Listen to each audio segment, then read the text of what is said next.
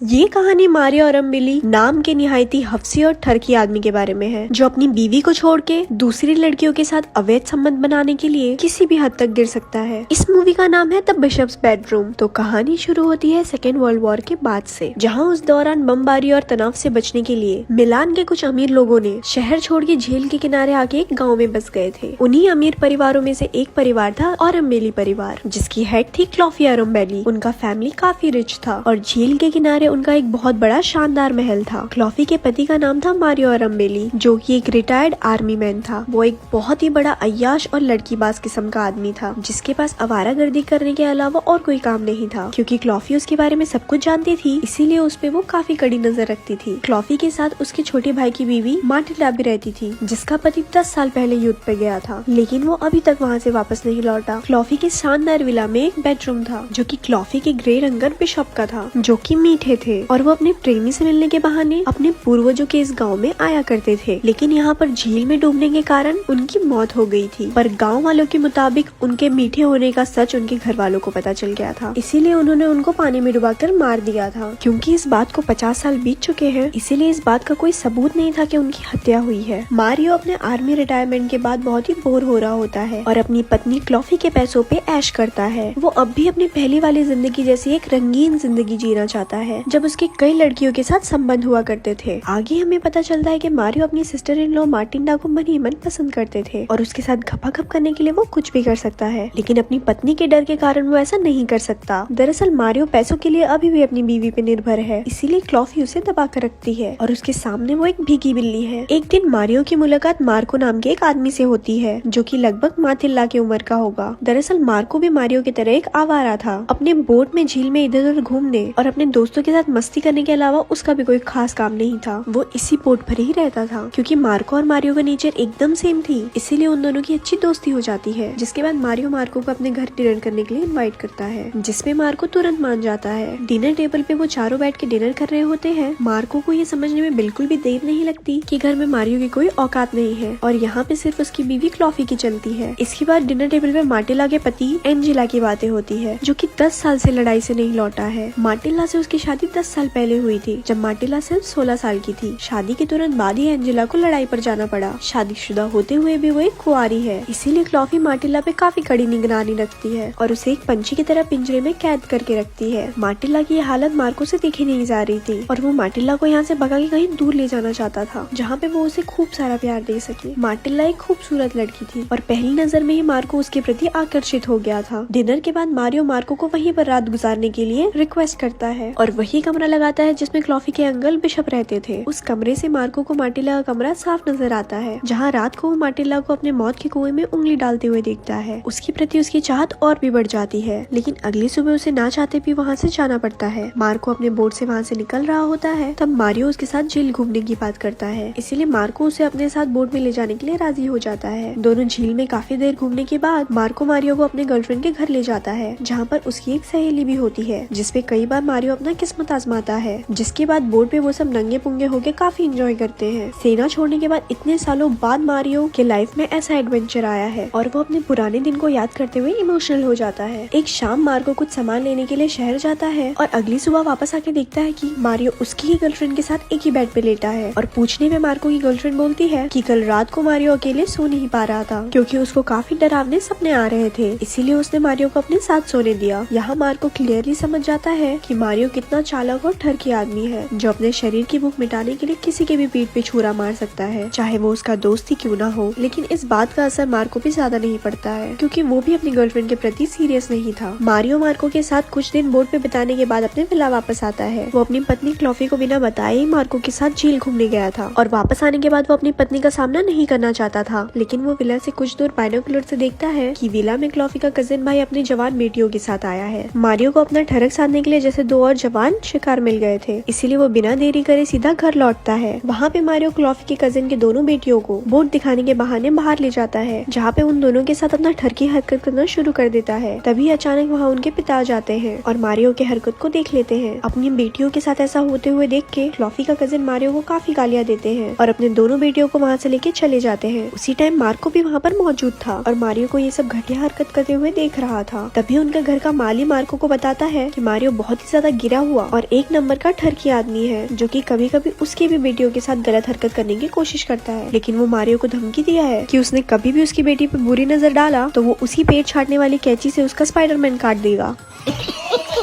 वो भी मार्को के सामने मारियो को काफी टॉन्ट मारता है, जो कि मारियो की पत्नी क्लॉफी भी सुन रही थी, लेकिन वो माली को बिल्कुल भी नहीं रोकती क्योंकि वो अपने पति की हरकत से अच्छी तरह वाकिफ थी। यहाँ हम व्यूअर्स जान पाते हैं कि मारियो को घर पे किस नजर से देखा जाता है, जहाँ उसकी पत्नी के साथ साथ उसके घर के माली भी उसकी इज्जत नहीं करते थे। उस दिन मारियो काफी बेइज्जत होने के बाद रात को मार्को से मिलने जाता है और वो उसे बताता है कि वो और मार्टिल्डा एक दूसरे से बहुत प्यार करते हैं, लेकिन उसकी पत्नी क्लॉफी के कारण उन दोनों का मिलन नहीं हो पाता है। लेकिन क्योंकि वो मार्टिल्डा के साथ कुछ अच्छे पल बिताना चाहता है, इसीलिए वो मार्को से रिक्वेस्ट करता है कि वो मार्टिल्डा को अपने बोट पे आने दे और मार्को को भी अपनी गर्लफ्रेंड को बोट पे बुलाने के लिए फोर्स करता है क्योंकि उसके आने से मार्टिल्डा को कंपनी मिल जाएगी। दोस्तों, मारियो ऐसा इसीलिए करता है क्योंकि उसे भी पता रहता है मार्टिल्डा धीरे धीरे मार्को को पसंद करने लगी है और इसीलिए वो उनकी प्यार की झूठी कहानी मार्को को सुनाता है ताकि उनके बीच कुछ शुरू होने से पहले ही सब कुछ खत्म हो जाए। वो मार्को को उसकी गर्लफ्रेंड को साथ लाने के लिए इसीलिए कहता है ताकि वो मार्टिल्डा को दिखाना चाहता था कि मार्को की गर्लफ्रेंड है। इधर मार्टिल्डा के 10 साल से लापता पति को मृत्यु घोषित कर दिया जाता है। अगले दिन हम मारियो, मार्टिल्डा, मार्को और उसकी गर्लफ्रेंड को बोट पे देखते हैं, जहाँ मारियो मार्टिल्डा के साथ काफी मस्ती करता है, लेकिन हम मार्टिल्डा और मार्को के बीच आंखों ही आंखों में प्यार भी देखते हैं और दोनों बीच बीच में ही मौका मिलने पे लपलपाटा करते हैं। इसके बाद मारियो मार्टिल्डा और अपने लिए एक होटल में अलग अलग रूम बुक करता है, लेकिन असल में वो उस रात मार्टिल्डा के कमरे में ही बिताना चाहता था। यहाँ मार्को भी अपनी गर्लफ्रेंड के साथ बोट पे होता है, लेकिन उसको नींद नहीं आ रही होती है, इसीलिए देर रात वो शहर के गलियों में घूमने के लिए निकल जाता है, जहाँ घूमते घूमते उसकी नजर एक आदमी पे पड़ती है जो कि उसे मारियो की तरह लगता है, लेकिन वो आदमी तेजी से साइकिल पे कहीं जा रहा होता है, लेकिन मार्को इस बात पे ज्यादा ध्यान नहीं देता। अगले दिन रेस्टोरेंट में जब सब खाना खा रहे होते हैं, तभी एक पुलिस ऑफिसर मारियो को आके एक पूरी खबर देते हैं कि उसकी पत्नी क्लॉफी की मौत झील में डूबने के कारण हो गई है। लेकिन दोस्तों, हमें देख के ऐसा प्रतीत हो रहा था कि उन्हें क्लॉफी के मरने की बिल्कुल भी दुख नहीं है। पुलिस काफी जोर शोर से क्लॉफी की केस की छानबीन में लग जाती है। तभी उनके हाथ एक लेटर लगता है जो कि मैरियो ने खुद अपनी पत्नी के लिए लिखा था, जिसमें मारियो ने मार्टिल्डा से अपने प्यार का जिक्र किया था और शायद इसी बात से डिप्रेस होकर क्लॉफी ने सुसाइड कर लिया था और पुलिस इस केस को सुसाइड घोषित करके क्लोज कर देती है। इसके कुछ दिन बाद मारियो मार्टिल्डा से शादी कर लेता है और इस तरह से 3 महीने बीत जाते हैं। मारियो और मार्टिल्डा भी अपने शादीशुदा जिंदगी में व्यस्त हो जाते हैं और मार्को भी अपनी जिंदगी में आगे बढ़ चुका है, लेकिन अभी उसका अपनी गर्लफ्रेंड से ब्रेकअप हो चुका है और पता नहीं आजकल क्यों वो बहुत ज्यादा बेचैन रहता है। जिसके बाद एक दिन वो मारियो और मार्टिल्डा से मिलने के लिए उनके घर जाता है, जहाँ पे उसे ये पता चलता है कि मारियो और मार्टिल्डा के बीच रिलेशन कुछ ठीक नहीं चल रहा है और मार्टिल्डा के प्रति मारियो का एक्साइटमेंट जैसे एकदम खत्म हो चुका है। बीच में कुछ देर के लिए जब मारियो बाहर जाता है, तब मार्टिल्डा मार्को से कहती है कि उसके मुताबिक क्लॉफी ने सुसाइड नहीं किया था, बल्कि मारियो ने ही उसे मारा है। इस पर मार्को कहता है उसे भी ऐसा ही लगता है, क्योंकि उस रात उसने एक आदमी को देखा था जिसकी कद काठी बिल्कुल मारियो ही जैसी थी और उसको साइकिल से कहीं तेजी में जाते हुए देखा था। हो सकता है उस रात मारियो साइकिल से घर आया हो और उसने ही क्लॉफी को झील में डुबाकर इस हत्या को आत्महत्या का रूप दे दिया हो। एक दिन अचानक से मारियो के घर पे एक आदमी आता है जो कि और कोई नहीं मार्टिल्डा का पति एंजेलो होता है, जो कि 10 साल से लापता था और जिसे ऑफिशियली मृत घोषित कर दिया गया था। उसे जिंदा देखकर सब आश्चर्यचकित हो जाते हैं और हमें पता चलता है कि एंजेला यहाँ मार्टिल्डा के लिए नहीं आया है, बल्कि इसीलिए आया है क्योंकि उसे अपनी बहन की आत्महत्या की खबर मिली थी। आगे एंजेला बताता है कि अभी तक वो अपनी बहन से चिट्ठी के द्वारा बात करता था और उसकी बहन को भी पता था कि उसका भाई जिंदा है और क्लॉफी ने ये बात सबसे छुपा के रखी थी। दरअसल युद्ध के दौरान एंजेला को दुश्मनों ने बंधक बना लिया था, जहाँ पर उसको वो इस हद तक टॉर्चर करते हैं कि वो लोग एंजेला का प्राइवेट पार्ट भी काट देते हैं और यही वजह थी कि उसके अंदर सारे एक्साइटमेंट खत्म हो चुके थे और वो वापस नहीं आना चाहता था, लेकिन उसकी बहन की सुसाइड की खबर ने उसे यहाँ पे आने के लिए मजबूर कर दिया था। आगे एंजेलो बताता है कि उसकी बहन आत्महत्या नहीं कर सकती क्योंकि उसने कुछ दिनों में एंजेला से मिलने का वादा किया था और अपनी आखिरी चिट्ठी में उसने लिखा था कि वो मैरियो को अपने घर से निकालना चाहती है क्योंकि दिन प्रतिदिन मारियो उसकी शर्मिंदगी का कारण बन रहा था। दोस्तों, अब स्टोरी में एक नया मोड़ आता है और पुलिस इस केस को रीओपन करती है और नए सिरे से अपने जांच को शुरू करती है, जिसके बाद मार्को एंजेलो और पुलिस को बताता है कि क्लॉफी के मौत वाली रात उसने मारियो को कहीं तेजी से जाते हुए देखा था और पुलिस की मदद से मार्को उस आदमी तक भी पहुंच जाता है जिसने मारियो को साइकिल किराए पे दी थी। इसके बाद उस साइकिल वाले आदमी की गवाही और नई सबूतों को मद्देनजर रखते हुए पुलिस मारियो को गिरफ्तार करने आती है, जिसपे मारियो को काफी शर्मिंदगी होती है और पुलिस के साथ चलने से पहले कुछ देर की मोहलत मांग के बिशप के कमरे में जाके खुद को फांसी लगा लेता है। अब इस घटना के कुछ दिनों बाद एंजेला अपनी सारी प्रॉपर्टी मार्टिल्डा के नाम कर देता है और वो उसे कहता है कि वो वापस अब कभी नहीं आएगा क्योंकि उसने देश के बाहर अपना एक व्यापार खड़ा कर लिया है। है और उसकी जिंदगी वहाँ पर अच्छी कट रही है। और इतना क्या कि वो वहाँ से चला जाता है। दोस्तों, जिस दिन मैरियो ने सुसाइड किया था उस दिन मार्को और मार्टिला घपाघप करते हैं और एक दूसरे को जी भर के प्यार करते हैं। अब मारियो के मौत के बाद मार्टिला मार्को के साथ शादी करके खुशी खुशी जीवन बिताना चाहती थी, लेकिन मार्को उसे हमेशा के लिए छोड़कर अपने बोट पर वापस चला जाता है, क्योंकि शायद वो कंफर्म नहीं था कि उसने उस रात मारियो को साइकिल पर देखा था, वो कोई और भी हो सकता है। लेकिन मार्टिला के कहने पे उसने पुलिस को गलत बयान दिया और नकली गवाही भी दिलाई। इस सब के पीछे मार्टिला का भी हाथ हो सकता है और इसीलिए मार्को उससे हमेशा के लिए अलविदा कहकर अपनी आजाद जिंदगी में वापस लौट जाता है। और दोस्तों, मूवी यहीं पर खत्म हो जाती है। ऐसे ही और स्टोरी सुनने के लिए हमारे पेज को लाइक करें।